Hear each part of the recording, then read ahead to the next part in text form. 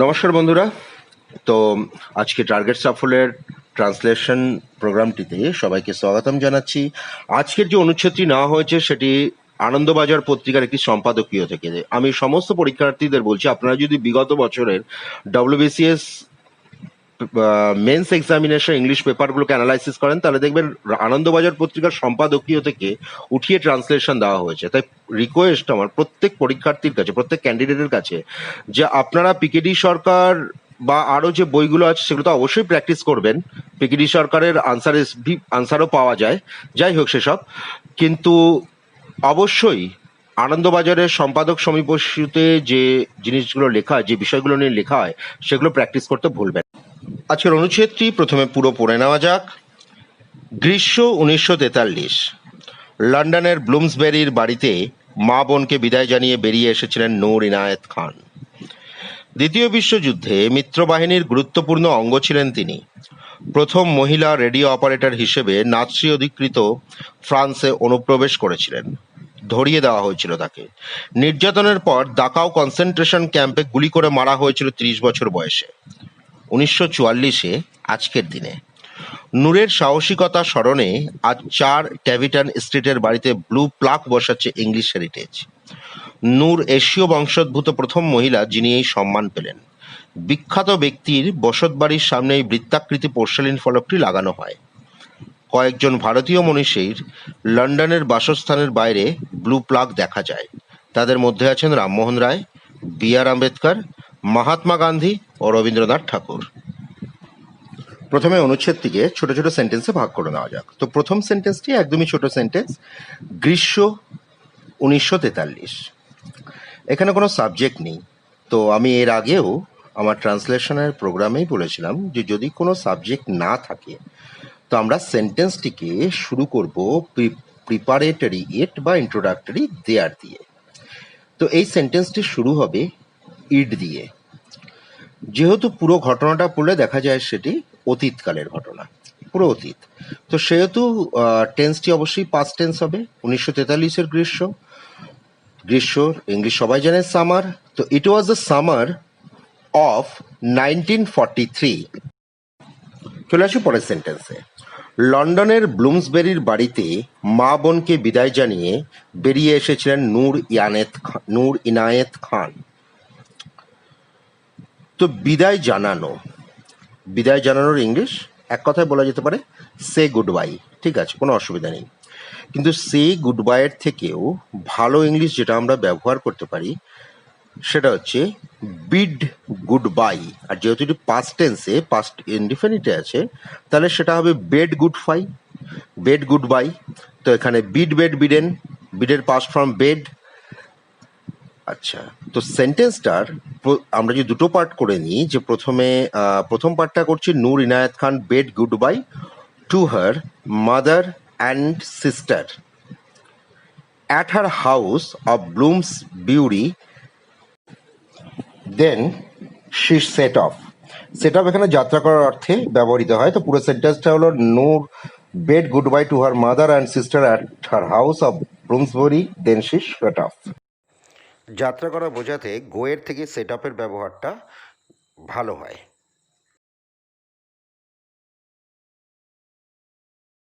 চলে আসি পরের পার্টে। দ্বিতীয় বিশ্বযুদ্ধে মিত্রবাহিনীর গুরুত্বপূর্ণ অঙ্গ ছিলেন তিনি। তো গুরুত্বপূর্ণ অঙ্গ, সহজভাবে অ্যান ইম্পর্টেন্ট পার্ট, কিচ্ছু করার দরকার নেই। আর মিত্রবাহিনী, তো দ্বিতীয় বিশ্বযুদ্ধে দুটো দল ছিল সেভাবে দেখতে গেলে। একদিকে দ্য অ্যালিজ মিত্রপক্ষ, আর অন্যদিকে দ্য অ্যাক্সিস অক্ষশক্তি। তো এই মিত্র শক্তির মধ্যে ইংল্যান্ড, ফ্রান্স, রাশিয়া এই দেশগুলি ছিল। যাই হোক, তো সেন্টেন্সটি পাস্ট ইনডিফিনিটে করলে হবে she was an important part of the allies. এখানে দেখা যাক এটিকে ক্যাপিটাল লেটার করা হয়েছে, অ্যালিজ, কারণ এটি একটি শক্তি, একটি সংগঠন তৈরি হয়ে গেছিল। Of the allies in the second world war. পরের সেন্টেন্স, প্রথম মহিলা রেডিও অপারেটর হিসেবে নাৎসি অধিকৃত ফ্রান্সে অনুপ্রবেশ করেছিলেন। অনুপ্রবেশ করা, এন্টার, কিন্তু এখানে এন্টার হবে না, কারণ এটা এন্টারের ক্ষেত্রে একটা পারমিশনের সামান্য জায়গা থেকে যেটা উইদাউট পারমিশন হয়েছে কাজটা, কারণ তার কোনো জন্মগত অধিকার ছিল না যে তুমি অন্যের রাষ্ট্রে ঢুকে যাবেন, অন্য একটি রাষ্ট্রে। তো সেক্ষেত্রে খুব ভালো ওয়ার্ড হতে পারে ট্রেসপাস অথবা এনক্রোচ আপন, অনধিকার ঢুকে যাওয়া কোনো জায়গাতে। তো পাস্ট টেন্সে করলে সেন্টেন্সটি দাঁড়াবে she was the first woman who, ওম্যানের সঙ্গে হু এনক্রোচড আপন, এনক্রোচ যেখানেই ব্যবহার করা হবে তার সঙ্গে আপন রাখা জরুরি, এনক্রোচ আপন নাজি অকুপায়েড ফ্রান্স, নাৎসি বাহিনী, জার্মানির হিটলারের যে নাৎসি বাহিনী ছিল তার ইংলিশে দেখা যাক স্পেলিংটি NAZI, Nazi occupied France as a radio operator. চলে আসি পরের সেন্টেন্সে, ধরিয়ে দেওয়া হয়েছিল তাকে, মানে তাকে গ্রেপ্তার করা হয়েছিল। তো গ্রেপ্তার করার ইংলিশ ব্যবহার হয় অ্যারেস্ট, কিন্তু এখানে ধরিয়ে দেওয়া হয়েছিল, কট হতে পারতো, হ্যান্ডওভার হতে পারতো, কিন্তু এখানে এর থেকে আরেকটু ভালো ইংলিশ আমরা ব্যবহার করি, সেটা হবে এক্সট্রা ডেট। তাকে ধরিয়ে দেওয়া হয়েছিল, এটি প্যাসিভ ভয়েসে। মূল সেন্টেন্সটি যদি যেটা দিয়ে শুরু হবে সেটা শি ওয়াজ এক্সট্রাডিটেড বাই সামবডি, ওটা তো বলা হয়নি। তো শি ওয়াজ এক্সট্রাডিটেড সেন্টেন্সটি হবে। চলে আসি পরের সেন্টেন্সে, নির্যাতনের পর দাকাও কনসেন্ট্রেশন ক্যাম্পে গুলি করে মারা হয়েছিল 30 বছর বয়সে, মানে নূর ইনায়েত খানের সম্বন্ধেই বলা হয়েছে। নির্যাতনের পর তিনি নির্যাতিত হয়েছিলেন, তো এখানে টর্চার হতে পারে, কারো দ্বারা হচ্ছেন, তো টু বি টর্চার্ড প্যাসিভ ফর্মে। আচ্ছা, এর থেকে ভালো হতে পারে টর্মেন্ট ইউজ করলে। তো নির্যাতিত হওয়ার পর আফটার বিইং টর্মেন্টেড,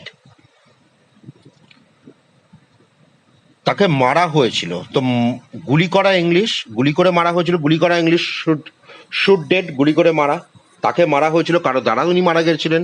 তো শুটের পাস্ট পার্টিসিপল মানে থার্ড ফর্ম হচ্ছে শট, প্যাসিভ ভয়েসে করলে she was shot dead.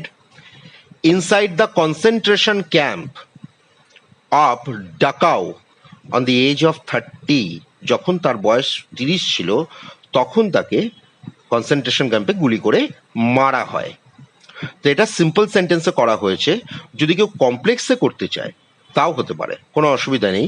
After being tormented she was shot dead inside the concentration camp of Dachau when she was just 30 years old। এইভাবেও যদি করা যায় তা সেন্টেন্সটা ঠিকঠাক, কোনো প্রবলেম হবে না। চলে আসি পরবর্তী সেন্টেন্সে, 1944 আজকের দিনে। তো আজকের দিনে এটা টুডেজ ডে হবে না, দিস ডে অফ 1944, যেহেতু কিছু নেই তাই ইট দিয়ে শুরু করি। তো it was on this day of 1944, 1940 এই দিনেই হয়েছিল। ছোট সেন্টেন্স কিন্তু একটু কনফিউশন ক্রিয়েট করে সেন্টেন্সটি। চলে আসি পরের সেন্টেন্সে, নূরের সাহসিকতার স্মরণে আজ 4 ট্যাভিটন স্ট্রিটের বাড়িটিতে ব্লু প্লেক বসাচ্ছে ইংলিশ হেরিটেজ। বসাচ্ছে তো ক্রিয়ার সঙ্গে ইতেছে, তো সেহেতু প্রেজেন্ট কন্টিনিউয়াস টেন্সে এটি হবে, কারণ এটা পাস্টের ঘটনা তো নয়, এটা এখন হচ্ছে। স্মরণের ইংলিশ কি হবে? কমেমোরেট। সাহসিকতা ব্রেভারি। তো সেন্টেন্সটা শুরু হবে কিভাবে? Today the English Heritage is, বসাচ্ছে, সেটিং আপ, তৈরি করছে, এটা সেটিং আপ আ ব্লু প্লেক, তার বাড়ির মধ্যে, ইনসাইড হার রেসিডেন্স, কোথায় হচ্ছে তার রেসিডেন্সটা কোথায়? At 4 Taviton street. কি জন্য করা হচ্ছে? To commemorate Noor's bravery.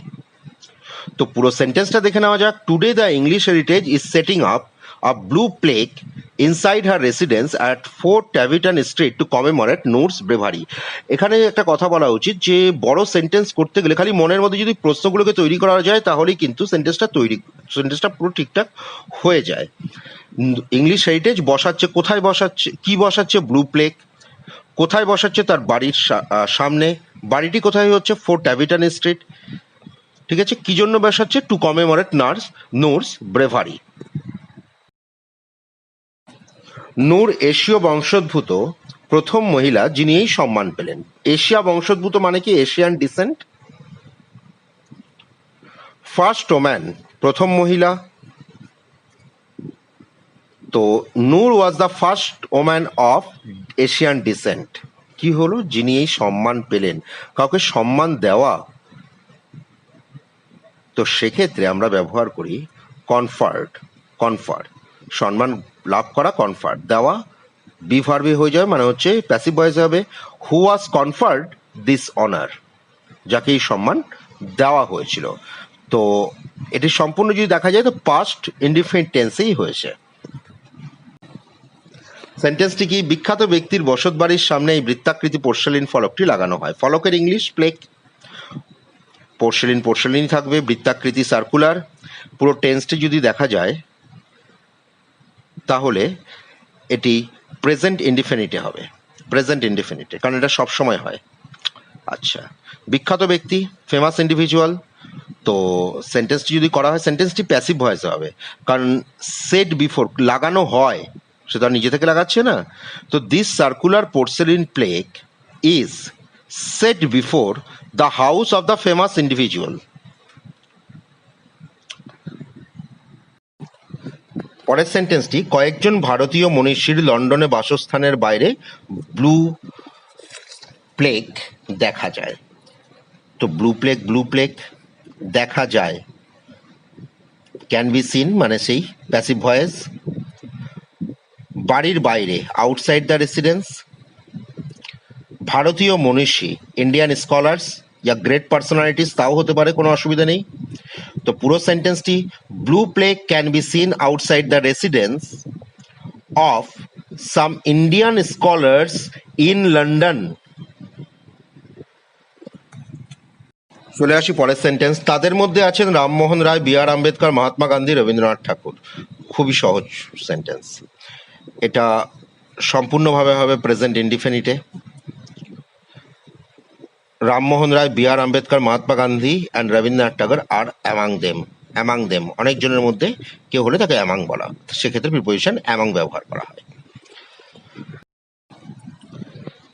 পুরো ট্রান্সলেশনটা একবার বলে নেওয়া যাক। It was the summer of 1943. Noor Inayat Khan bade goodbye to her mother and sister at her house of Bloomsbury. Then he set off. She was an important part of the Allies in the Second World War. She was the first woman who encroached upon Nazi-occupied France as a radio operator. She was extradited. After being tormented, she was shot dead inside the concentration camp of Dachau on the age of 30. It was on this day of 1944. Today, the English Heritage is setting up a blue plaque inside her residence at 4 Tavitan Street to commemorate Noor's bravery. Noor was the first woman of Asian descent who was conferred this honor. This circular porcelain plaque is set before the house of the famous individual. Blue plaque can be seen outside the residence of some Indian scholars in London. Ram Mohan Roy, V. R. Ambedkar, Mahatma Gandhi and Rabindranath Tagore are among them. তো আজকের মতো target সাফল্যের translation প্রোগ্রামটি এখানেই শেষ হলো। যদি অনুষ্ঠান ভালো লেগে থাকে তাহলে অবশ্যই চ্যানেলটি সাবস্ক্রাইব করবেন আর আপনাদের মতামত কমেন্ট বক্সে দিতে ভুলবেন না। নমস্কার।